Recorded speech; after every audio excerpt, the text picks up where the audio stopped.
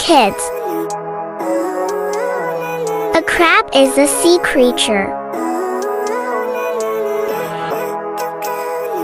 It has 4 legs and 2 scissors.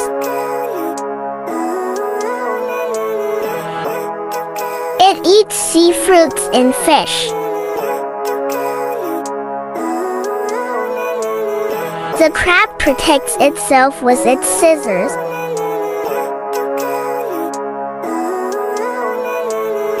Its body is hard. The crab hides its legs under its skull.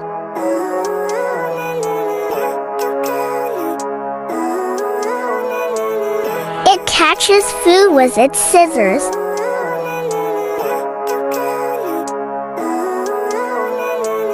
The crab often digs holes in the sand.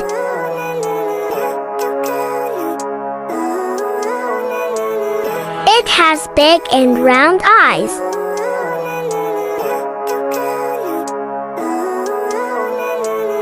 The crab moves slowly.